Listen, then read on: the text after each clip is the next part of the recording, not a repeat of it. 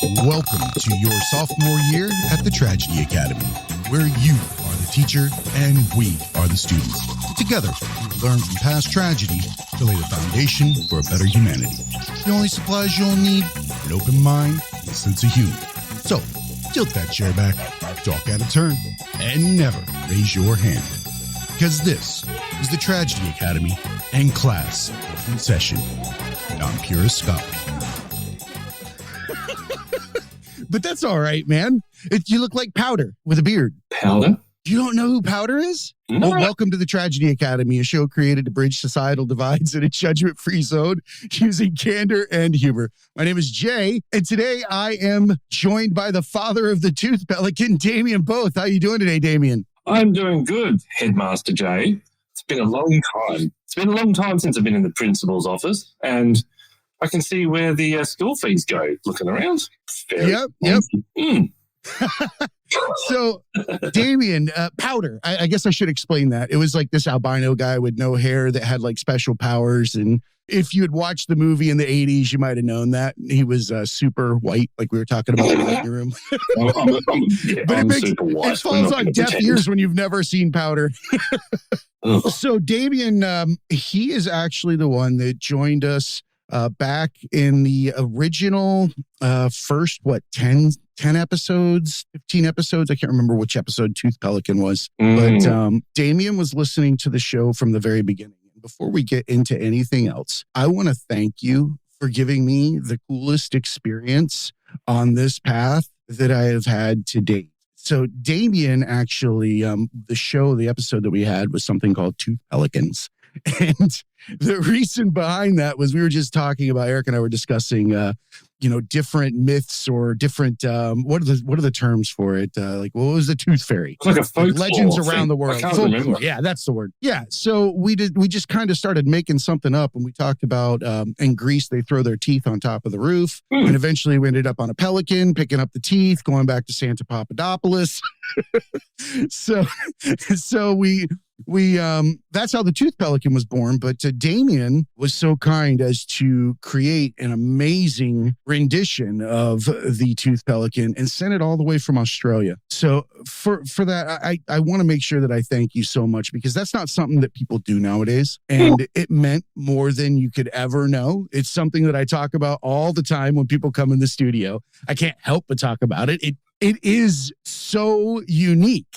It is. Nobody has. I don't know what it is about pelicans. It seems to be the thing. At work, one of my employees, he always refers to people as pelicans. And I asked him why. And he said, have you seen a pelican? They're not exactly the smartest looking things around, are they?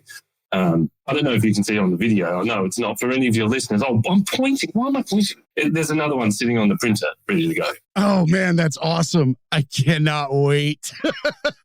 Thank you so much, man. Oddly enough, it's hard to find a 3D printable version of a pelican. I had to hunt for that thing. But I can't even remember why. Like, I was just listening to your show. I think I was driving into work. And I thought, what a cool idea. Let's print a pelican with a tooth in its mouth. I love you, man. Anybody somebody gets you when they can do a rendition of exactly what you were describing. Just spot on. And I feel you.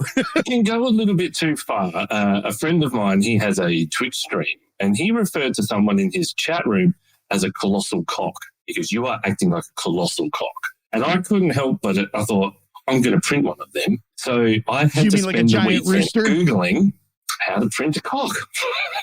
Oh my God, like a legit one. Like you're at the bakery, you're putting some round basketballs on either side of the whole nine. So he has a penis statue on his show now. Oh my God, that's amazing. That is amazing. I'm not printing you one. No. You're not having one. I don't want one. I already have first two items in the studio from people that have listened or been on the show. One is the tooth pelican, and the second is the other 28 days. Alternative uses for feminine hygiene products. It's Karen Lavin. Book she wrote when she was younger, never got it published, really.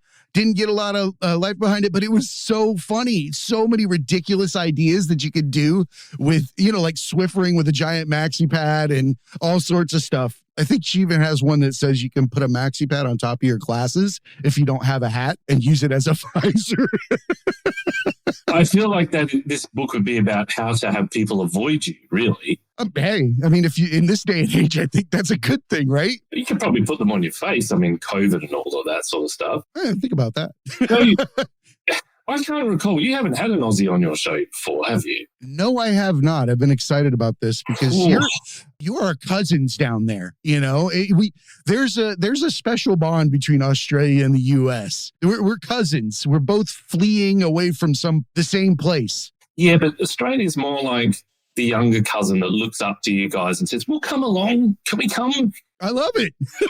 Well, yeah, of course you do. Yeah, that's not original thinking. So, hit me. It's going to disappoint you, but is there anything you've ever wanted to ask an Aussie? Come on. Yes, the toilet does flush the other way. We can start with that. That, of course, that was the first thing that popped in my head, but I bypassed it because I know that everybody asks that question. It is bizarre to have the seasons flipped and all that kind of stuff. But I mean, honestly, are all Australians, do they always use such candor when they speak to each other? I feel like they're super straight up with you. I can be pretty blunt and direct, though. That's what I mean. Yes, but I have been in situations where I've had colleagues say, "How can you say that to someone?" Well, because they don't know how. It's not even in their DNA. But we're pretty direct. And people do struggle a little bit with our humor, too, because it can sound like we're being a bit derogatory or abusive. That's great, though, because it breaks down walls. Yeah. And that's the best kind of humor. So how many kangaroos do you pass every day on the way to work?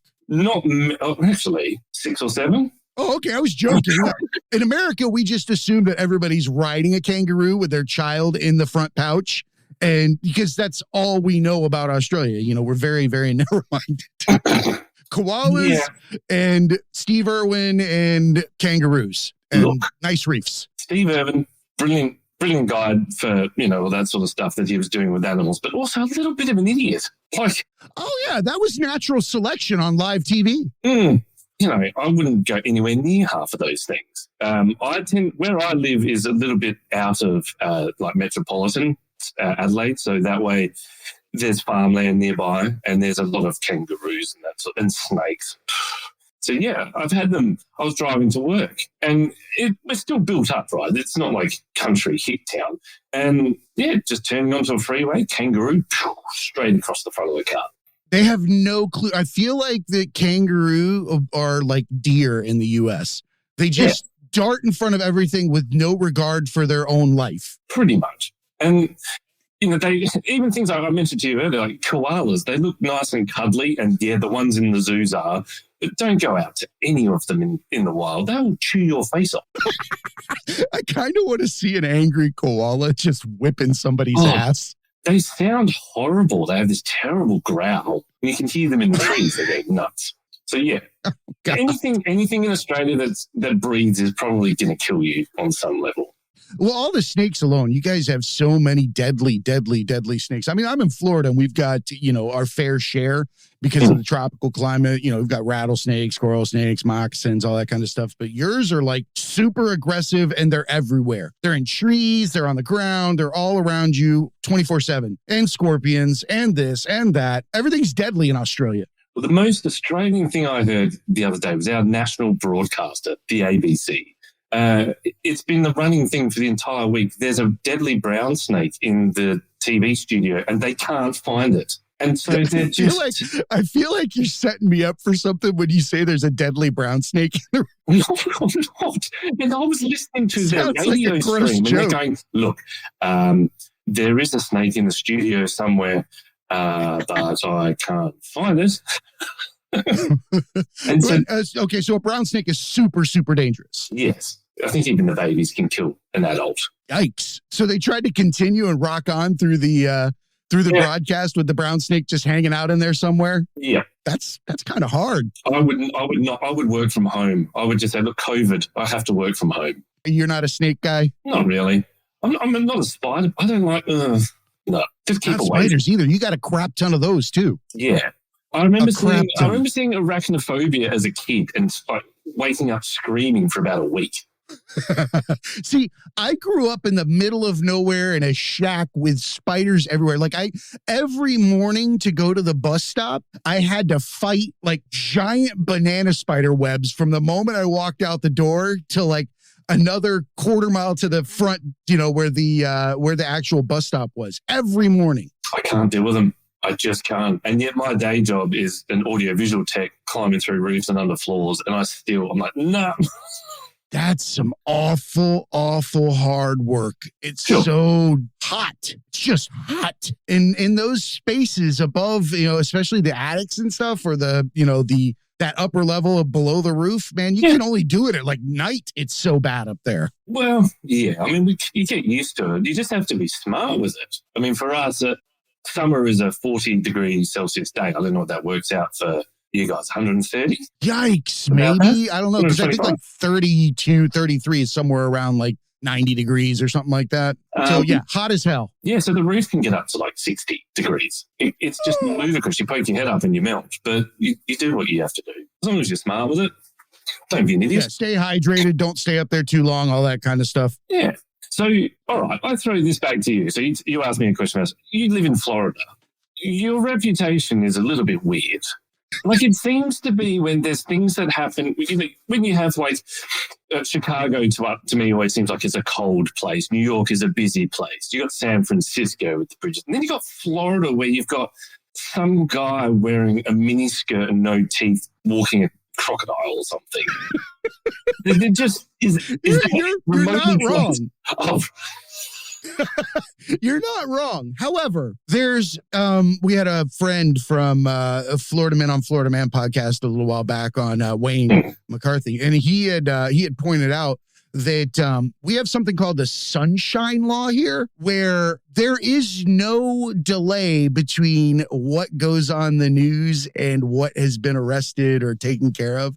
It's like it's fair game immediately. So anything can be broadcast on the news without any delay because of the laws here. I don't understand what that, all entails, but the way he explained it was that it's not like that in other states. On top of that, this is a concentration of more different cultures than you could possibly imagine. Everybody runs to Florida. Everybody bakes in Florida. There's no winter in Florida. It's just hot. And you sit here and you get a concentration of people that if you're homeless, where do you want to be? Somewhere where you're not going to freeze half the year. You come here. You have no state tax. You come here, right? There's so many, because we use tourism for our taxes. People go to Disney, stuff like that. So that's how the state gets their money. On top of that, man, I think the cost of living's lower. So that just invites even more, people in dire straits and things like that. One of the other things you pointed out was you literally will go through a different culture every couple of miles in Florida when you're traveling around. What's the weirdest thing that you've seen then? Like, have you gone out your back door and gone, oh, hey, hon, there's an alligator on the back step? Well, yeah, I've seen tons and tons of alligators. And when I was a kid, I lived next to a creek that the alligator was in my front yard.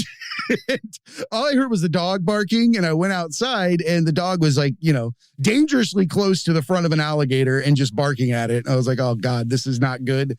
Trying to get the dog. Gator doesn't really want anything to do with anybody.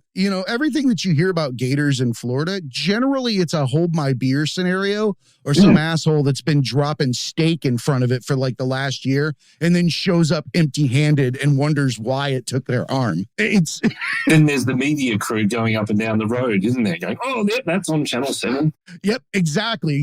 But weirdest thing, there's so many things that happen here, man. But not that I don't spend time in the locations where these things tend to happen. But I do feel like there's an energy in Florida where it's kind of like anybody that comes here is going to come out or is going to end up that way at some point. It's kind of like dropping an ice cube in boiling water. You're going to become those that are around you just by sheer, I don't even know what the word is I'm looking for, symbiosis. You're just going to adapt and you're going to become closer to them. And it just doesn't go away. Do you find that makes it interesting though? Like, wouldn't it just be a bit boring if you were in just a plain old city that just ticked along? Yes and no. Before, maybe when I was younger, yeah, it was like running through a circus. You're like, yeah, check this out. There's always something new every day. And then as I've gotten older, I see the sadness behind every single situation. And that breaks my heart when I see these. You can only watch it so many times when somebody's on meth. Because that person that's on meth, while people put it on TikTok and Twitter and everywhere else, they put like the dance music behind them, like, get it, while they're dancing along.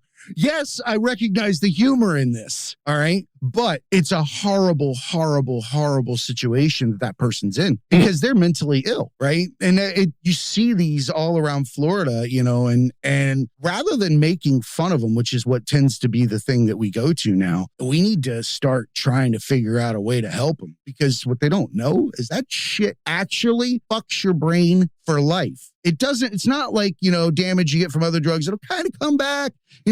No, it will leave that personality disorder that you earned while you were huffing on it for life. Yeah. It will rot your teeth out immediately. It will screw you up. You will pick everything off your face. I grew up in a town where that's around and it's sad, man. And for some reason, we're fascinated with it to the degree that we just want to watch it, but not fix it. Because it's easy to watch from a distance. I've been around it. Part of my business is we have a couple of storage facilities where we keep all the gear. And there are a few of those, like homeless people are drug affected or whatever, they can rent like a little locker to keep their stuff in. So I can see the behind the scenes. And so while it might be funny watching them dancing with a bus out the front, then they have to come in and they're like, well, this is my life in a backpack. But when they're affected by that, it's quite intimidating up front. So you don't necessarily want to help them because they are so volatile. You might end up coughing it in the face and they don't even know they're doing it. It's easier just to watch it on TikTok and have a laugh with your mates. So I tend to agree with you in that regard. You should never approach somebody that's in the throes of a fun, situation with their meth or, I think a lot of what was that shit people were smoking for a while? K2 or not K2, but it's something like that. It was like almost like potpourri in a bag. It was a spice or some shit like that. Fuck their heads up. People were doing that for a while. Don't fuck with people in that situation. Call, like some medical people. Send them out there. Don't call the cops. Don't be an asshole. Yeah. Try to get the medical facility first. I understand 911 will send them both, but we don't have to arrest these people. That's mentally ill. Not fucking. They're only killing themselves. Mind you, it is a worry. Like we have a campaign here for our paramedics that on their trucks it says, "I'm trying to fight for your friend's life. Don't fight me," because of the violence. Yeah. And some of them, their mates might be affected somewhat. And so when they're trying to touch someone that's in that situation, they're getting clocked and it's disgusting. Should never hear that. It's a sickness, man. We talk about a pandemic, man. We've been under a pandemic long before COVID came along. That pandemic is the fact it's just what we're discussing right now. It's the inability to look each other in the eyes and the inability to identify the fact that somebody that has a drug problem, we will hold on to the social ladder and the rung that we're on simply so we look better rather than helping somebody. We'd rather look down on them so we don't come down a peg. Also, we don't want to be grateful for the fact that we don't have that problem. Yeah. So if we leave it there and we look away, it doesn't affect us. Hey, academics. Have you endured life's tragedies, trials, and tribulations? Did you adapt and overcome? Do you have advice for others to pay it forward and want to be a guest? Then email us a brief 2 to 3 minute video to show@thetragedyacademy.com and tell us how our academics can learn and grow from these experiences. Thanks again for your support. And now back to class. I've been holding on to this one because I'm super fascinated with that have this hobby. And I think you do this with your son, and that's the astronomy stuff. Yes, I do astrophotography. Astrophotography, that's what it is. What is that? So You know, when you see those pictures of like Hubble telescope takes those galaxies and nebula and that sort of stuff, deep space objects. Right. I've always had a fascination with it. And it's an expensive hobby, not gonna lie. Oh, yeah. It sounds ridiculously expensive. Just buying cameras and equipment for this kind of thing is expensive. I can't imagine when you want to take a picture of Uranus. Wow. It's a Saturday night. There's still time. We can do this. You can actually do it on a somewhat of a budget. And normal DSLR cameras that you can buy, even secondhand ones that are a couple of years old for $500-$600, they can do the job. But I wanted to do a little bit more, and I was lucky enough. I had some pre-inheritance. My mum's a bit weird, right? She just went, "Oh, I've got this extra money. Have some pre-inheritance. I'll see you spend it." Okay, sure. Okay. No, keep it. Just I'm keep on it. Yeah. I'm on it. I will help you out, Mom. You know, I don't want this to be stressful for you. I'll buy stuff. It's fine. So I started to price it up. And you are looking, when you go down the rabbit hole, I did a lot of research. There's loads of different opinions about it. And in the end, I just had to pick a certain telescope, a certain camera, and just go for it. And it is one of the most frustrating hobbies you can ever pick up, because it is not a case of just plonk the telescope down and click a camera on and go, yes, I want to point over there, I'm done. You have to align it. It takes about half an hour to set up. It uses a computer to control it, that sort of thing. And when you think you've got it nailed, fucking clouds come in. I shook my fist at the clouds like Abe Simpson did in The Simpsons the other night, because we're in winter. I had a crystal clear night. I had set it up and I started taking photos, and I checked the computer screen and it just washed out. And sure enough, it was cloudy, packed it all up. Oh, man. But how good have you gotten at lining that shit up now from all those failed attempts? It's kind of like recording an audio video in a studio.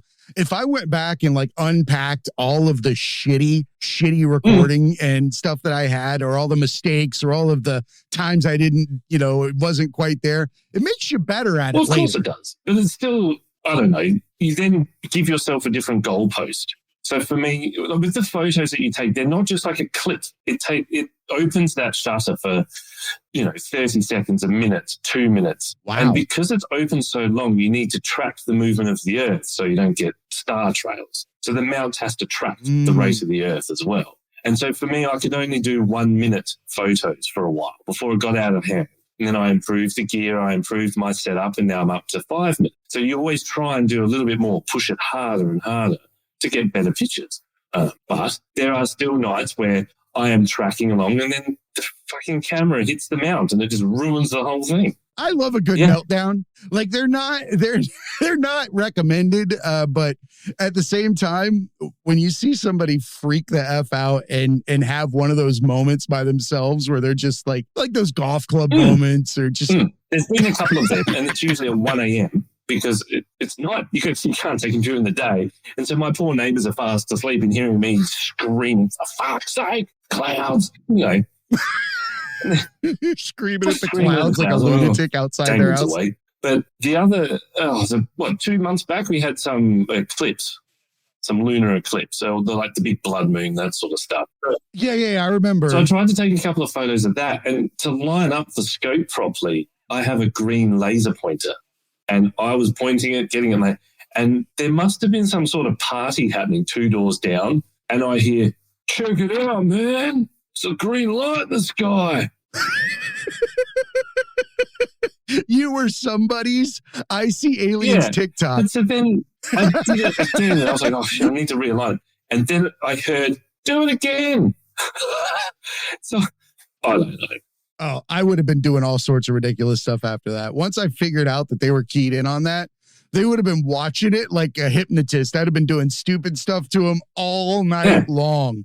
I wouldn't be able to resist it. I just like to think that there was like 4 or 5 people just high out of their brains going, oh, he's going to blow the moon up.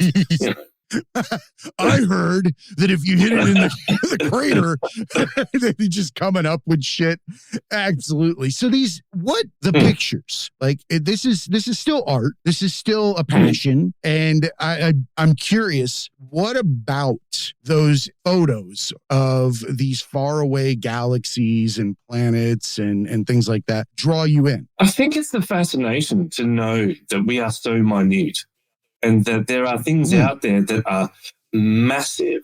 And we are then looking back in time a little bit. Well, we are a lot, actually. I mean, these things... That's a great point. It is looking back in time. All that light is old. Tens of thousands, billions of years, that sort of thing. And we are sort of absorbing it.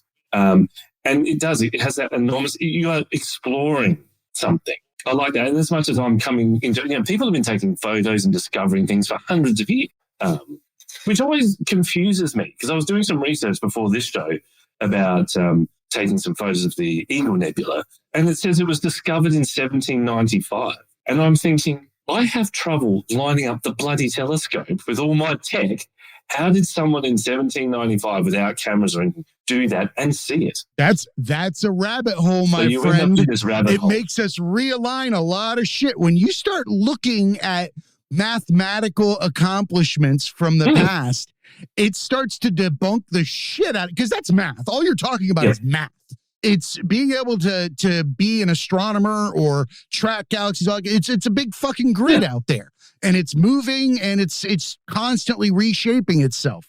But at the end of the day, it's math, and Egyptians and everybody else had they were able to spot shit very easily. They mapped it very well with precise numbers, yet they were supposed to be whittling shit with a hammer and a chisel. It's fascinating to me, but it's also about, there's nothing better than being sort of, and I'm not one to go camping and doing all that sort of stuff, but being out on a summer night, you can just look up at the stars and see the enormity of it. And you see the satellites going over, and we've got Starlink as well that zooms around. That's quite fascinating to know that the human evolution of technology and seeing that in play. But also from a simplistic point of view, the photos that come through are amazing with their colours. So nature's had this explosion at some point, and I'm capturing that. I love the Hubble pictures. That's one of the places that I'll stop by every now and then, like on the NASA websites, and look at the photos of different, galaxies and nebulas, whatever it is, because it is amazing. And it reminded me that because you're looking and you're exploring from the inside out, basically, from our perspective, right? And there's a series that Will Smith actually narrated it, and it's called One Strange Rock, and it is from the perspective. Parts of it, or the majority of it, is from the perspective of astronauts on the space station and the change in their mind and how they view the planet and humanity once they had looked at it from the top down, seeing it all encompassing. It changes who you are, and it allows you to respect things differently. It sees different. You have a whole different mindset. So I think it's probably something similar, but the opposite direction. Yeah. You're recognizing, our minuteness, and you get to explore. That's what I like about it. You're an explorer. And keep in mind that a lot of the photos that you see online, they're heavily manipulated. There's a thing called the Hubble palette. So they colorize them, because a lot of the photos are broken up, and you can put filters in. Will only capture the red, will only capture the blue. The photos that I take are full color, but I might take 100 of them, and you stack them all together in software to get the detail. Gotcha. So it's layers, and you allow it because it's moving, because it's rotating, because it's doing all these different things. It allows you to get a comprehensive picture of it from all directions. So you end up, you make a composite of it. And so that's why if you Google Orion's Nebula or something like that, that's one that you could probably see with your naked eye in a clear summer night sort of thing. Oh yeah, that's the belt. That's the one that I always remember Orion since I was a kid, because that's the belt. Orion's belt is the 3 stars right across the waistline. So there's a lot in there. There's a Horsehead Nebula. There's all these other ones that are famous pictures. But those you'll see different color versions of them when you Google them, because that's how people have interpreted them or colorized them or stacked them. That's almost disappointing. I don't want somebody else's. It is. It's like, I don't know, man. You just kind of made Disney black and white or some shit. Like, I've ruined it.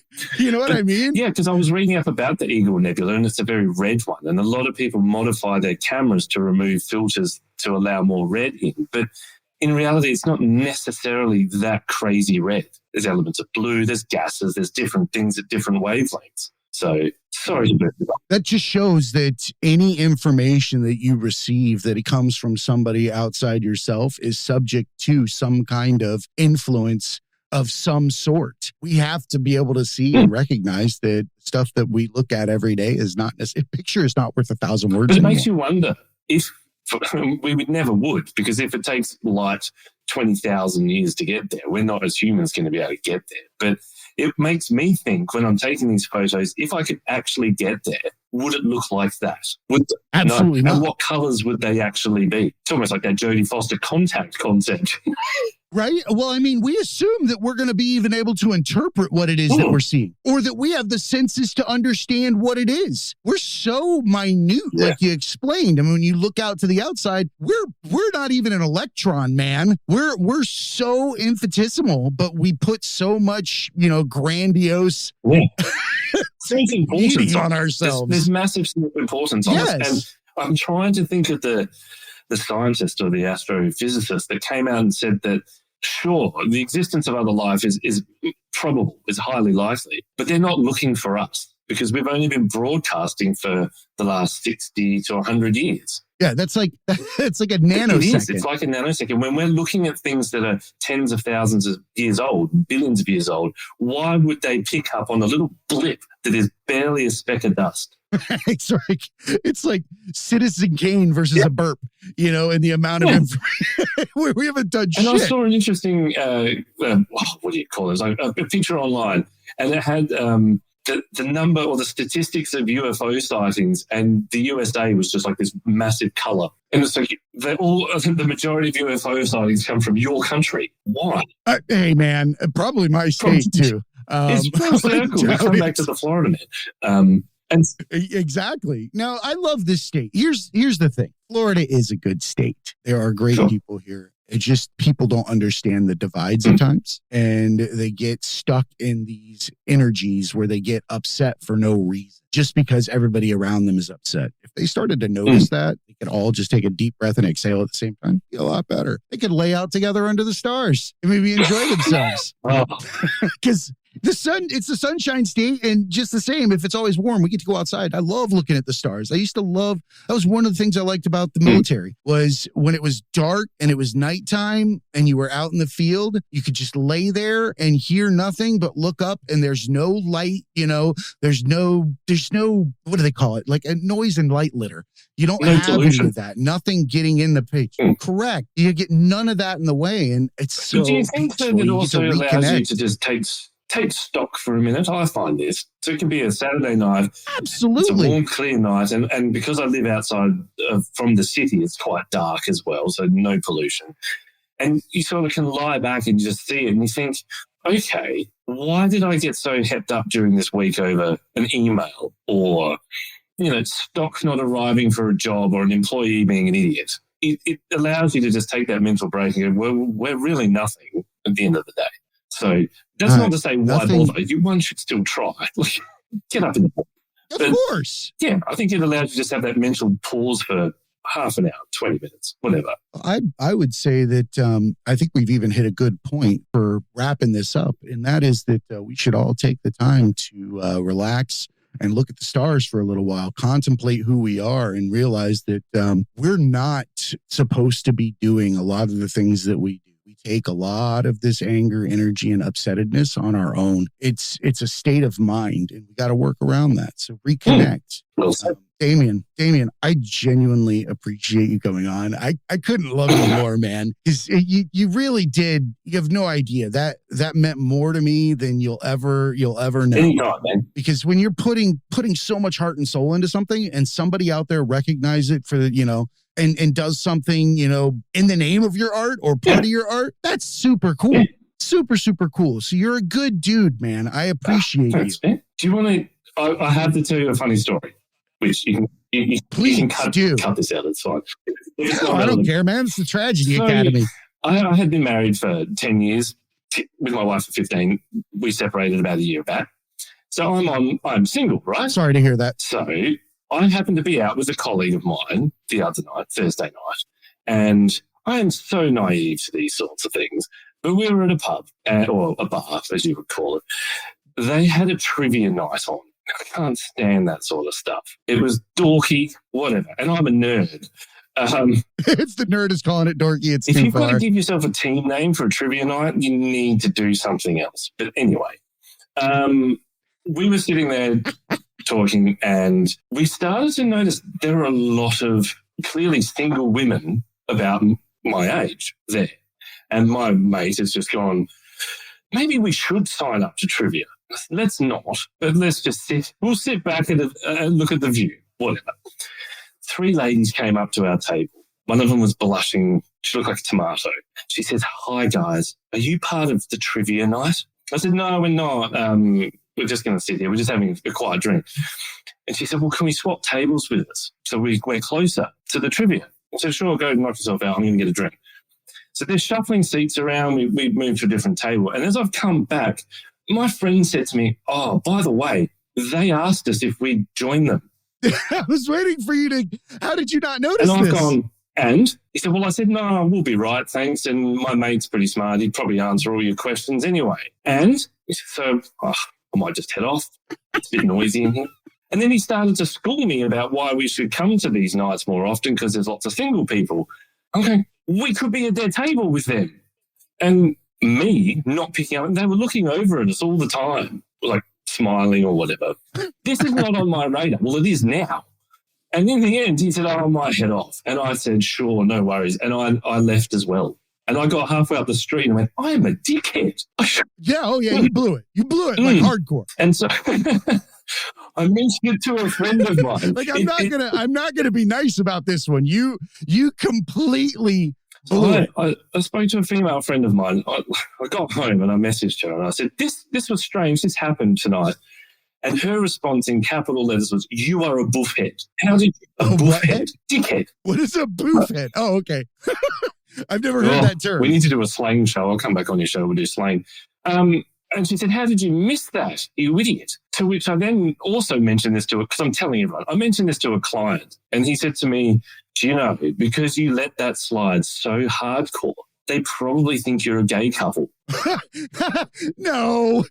Or here's the thing. You said they kept throwing you looks. There's an odd phenomenon. For some reason, the one that doesn't pay attention to them gets more attention.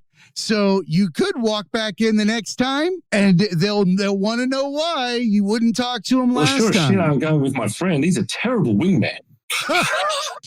Yeah, he kind of lets you fall on your face and he shot you down. But I've got to say, it is such a strange thing. You know, if you've been with someone for so long, it's not like when you're in your 20s and it's just throw caution to the wind. You don't really get tuned into that sort of stuff. Like, I'm a nearly middle-aged man. You know, I've done all that sort of stuff. And so it's a bit of a retrain. It's quite fascinating. It is a whole realm that I am absolutely perplexed by. And I love people watching. Oh, especially in this day and age. Everything's changed. I mean, for our age, the game it couldn't be any more different for you than it was when we grew up. And just seeing what people want. Like, I have an employee, he's going through the same sort of thing, and he signed up to all those dating apps, and I've had a look at them, and I've gone, wow. It is an eye-opener. You've got people who are in their 40s saying they're looking for a partner to do literally everything for them. And I saw one that they said must have good teeth. I'm like, well, this raises many questions. Like, why are you publicly out there looking for someone with good teeth? Were you with a hobo that had no teeth for a while? Well, you can be a tooth bigot. You just don't have to say it out loud. And would you score a date by saying, "Look, I'll meet you after the dentist"? That is fucked up to just shame you in advance So you just have to keep scrolling with your jack tooth, and just make you think about it some more. You got to wonder what happened to her to make teeth her biggest hang-up. If this aren't, some of them are just... There's something behind all of them. It is fascinating, but I got to tell you, I would fucking do it if your life... No, I don't envy you even a little bit. And there's too many cameras now. And I tend to be one that doesn't really have a filter either. So... But you know what? Be of you. Course. And that's the thing. And a lot of people won't, though. I started to think so much of that world is so fake. There are those people that are like, well, I love to travel. Well, you can't travel. It's COVID. And they've all got Instagram accounts and it's all filters and stuff. And I think that is not me. Take me as I am, whatever. I'm a firm believer, and I always have been for everything in my life, from job to house to relationships, whatever, that things will come along, for whatever reason. It's a great way to look at it, because it will. Do what you want to do. I cannot stand when someone says, well, I'm in a shit job and I hate it. Well, change it, because only you can change it. And I get it, right? People say, yes, but that doesn't pay the bills. You can get a job while you have one. No one's saying you've got to finish one thing, take a week off, and then go and find work. And I know I'm going to anger a lot of people and they'll be rolling their eyes. I am in an industry that is very, very niche. I've got an advert out for technicians at the moment. I've had 2 applicants. It's hard to get into, but I wanted to get into it, and I was lucky. Yes, I was lucky in certain things, but I wanted to do something I was passionate about. And I had that litmus test when I did a work experience, because I wanted to be a landscape gardener at one point. And I did work experience through school. And you know what? It is okay as a 16-year-old boy to cry, because that's hard. That job is hard. I grew up on a dairy, man. I get it. I decided, well, I'm an electronics nerd. I'm a tech nerd. I like audio. I like video. I'm a musician. I'm going to get into that. And I pursued that. And I've been happy for 20 years. But most people don't get that chance. You were fostered, or you had the wherewithal to understand that initial spark of creativity, or that initial authentic spark in your childhood that told you what you wanted to be. You didn't get it squashed by society or some situation. You were able to capitalize on it quick. A lot of people won't, and they'll go through their life and end up at that 40-year mark, and then they have a midlife crisis because they didn't do what they should have been doing their entire life, what they hate everybody else for doing. It's never too late to because start, they didn't do it. There's a great TED talk of a guy who was a drug addict hermit living in the forest in New South Wales for 10, 15 years. He admits he was a dropkick. But at the age of 50, I think it was, he got himself into a uni course, a free course that was just like a computing course, learn how to write an essay type thing. And that was enough for him to slowly step up. And I'm not sure of his age, but he's now a professor of sociology at 65. Because there's no rules. There's no limits. Do what you want. Have a shit job stacking shelves, working at Walmart or McDonald's or whatever you can get, but have on the side, make that time. Because they're saying there is no time is rubbish, because you make time for things. Make time for your kids. You make time for a hobby. Don't go and watch football instead. Go and study something for that hour that game would be on. Do an hour a day. Do something that you want to do. It's therapy. It's what we need. The creative mind is something that we have ignored for so long. We've put it away in the name of logic, in the name of, progress or whatever other thing. But we're forgetting that this seed of creativity is that spark in the beginning. And if you don't, water it, you're not going to grow into anything that's productive in society, except for something that beats itself for not having been what it should have been to begin with. And now that I'm at my near midlife crisis, so to speak, I am a bit tired of doing what I'm doing, and I'm looking at doing something different. And you know what? I would happily go off and mow lawns for a school or be a groundsman for a year. Who cares? That sounds amazing at times. I could just literally, I've done labor jobs. I've done that kind of shit. So I'm not going in naive. So, but the fact is it doesn't follow you at the end of the day. No. It isn't an email that sits there that gives you a stomach ache, because you didn't respond to it. It's a lawn. It's there tomorrow. Pick up where you left off. Roll on. We get to this age, and look, I'm sure there are older people who are like, yeah, I've been where you are. You start to question, why do we do anything? Why do I, in my case, have employees and have budgets and all that sort of stress every single day dealing with large sums of money for jobs and whatever? And I think, why? Maybe mowing a lawn is an awesome idea. I don't care if they pay me $10 an hour or whatever.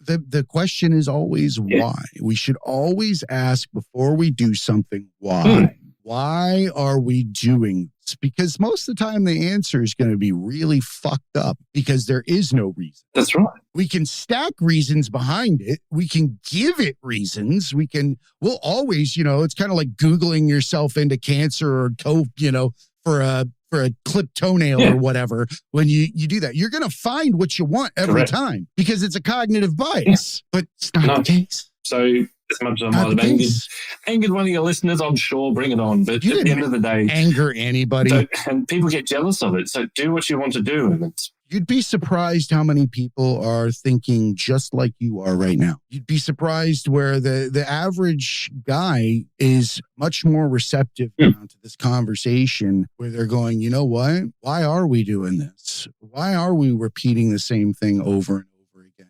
Is there a high score? Like, did somebody win? What happens? Is there a different expectation when you get to death's door? Like, what is it? We'll toil away all these hours and all this time, and we'll give it away, give it away, and give it away like a Red Hot Chili Peppers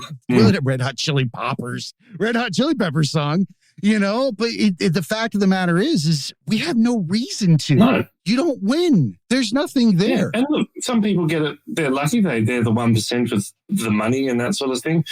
But I give more credit to that person working the 2 jobs, but is also studying a degree at night to try and do something that they want to do. Been there. That's how I got my degrees. Did it at night, found a way. That's how I got that's where I figured out exactly what you said, that there are no rules. You can be anything you want to be. 2 years ago, I didn't know shit about audio, video, about, music, anything of that nature. And I didn't know that I was even inclined to have any talent with it. But this is just what I did. And the doors open up and they continue to open up, not for money, because that's not what I do it for. But if something needed to happen on the way, it will show its face when it's time. It'll pop up and it'll make itself available when it's time. In the meantime, if you're creating from that mindful moment, you don't give a fuck where you're going. If it ceases to be fun, don't do it. It was no different. The podcast that I had for 4.5 years, 200 something shows, it became a little bit monotonous and we just went, you know what, we're fizzling out. Let's just call it a day. And there's no harm in that. That's what you got to do. No, doing things for no different outcome, that's the harm. When you're just beating your head against the wall. But I think if you're also trying to come at things like, I didn't start my podcast to become a famous podcaster and earn money off it. I did it because I like talking to people and interviewing people. So it was a hobby. And it did all right. Like, if your goal is to start day one, I'm going to record this and I'm going to be a famous Joe Rogan or whatever his name is, you're never going to do it. It's never going to happen. And you're going to get disappointed pretty quick. It's no different than my astrophotography, yelling at the freaking clouds. I'll get there eventually. And that's the journey that you want to take with it. That's what you then look back when you nail it and you've got a beer in your hand, just letting it do its thing. You go, yeah, but I just slogged my ass off for a year and now I'm here. 100%. But you're right. You've got to love what you're doing and then it's not work. There is truth behind that. And you can get to that no matter what stage of life you're in. You can find a way. The only difference between you and the person that has what you want is that they're doing something. That is the only difference. If you do, you will achieve. If you don't, you will not achieve. It's very simple. How do you expect to, get anything if you never take the leap? Yeah. It's as simple as that. Risk. I get it, right? There are some people going, yes, but if I take a risk doing that, I'm not going to pay the mortgage. I'm not saying just go and quit your job today. Abandon. Overlap them. Everything can overlap until you get to that point. You go, right, I don't have time because I'm dedicating so much to obviously work to pay the bills and whatever else I'm doing. When they start to overlap, make that jump. Know that you can do it. Absolutely, because nature, reality supports the bold. It always favors the one that makes the decision and goes for it. It doesn't favor the one that just sits there and waits for death. And I was reminded of this on Twitter before. There was a guy who takes astro photos, And he said, this is my last 2 days of work and I'm going to do photography full time. But he's been doing it for like years. So he's built it up enough. It's overlapped and gone, right, I'm ending one, I'm going to start something new. There you go. The amount of resistance that he had probably between the two was about because he was always doing it for passion. It'll work itself out. How do you think actors become famous actors? Singers become famous singers? Everybody's got the talent. Everybody's got the ability. It's just a matter of whether or not you do, whether or not you act on it, whether or not you move, you know? So take action and then go lay under the stars, right? Hey, thanks so much, Damien. Pleasure. I genuinely appreciate you coming on, man. This is awesome. You're always welcome back. Please make sure you stay in touch. Yes, and remember, everybody, be cool and keep learning. Hey, academics. Thanks again for attending another class at the Tragedy Academy. You can show us some love by subscribing, downloading, and rating us 5 stars on Apple Podcasts, Spotify, and Stitcher. Or ask Amazon Alexa to play the Tragedy Academy podcast. You can find links to all major podcast platforms and past episodes at thetragedyacademy.com. You can find us on all the majors of social media, on Instagram at The Tragedy Academy 2019, on TikTok at The Tragedy Academy, and on Twitter at Tragedy_Academy, where we'll post our clips of upcoming shows, updated info, and thoughts. If you'd like to be a guest, send an email to show@thetragedyacademy.com. Keep an eye out on Instagram for Tragedy Academy giveaways. Thanks again for coming to class, and remember, be cool, keep learning.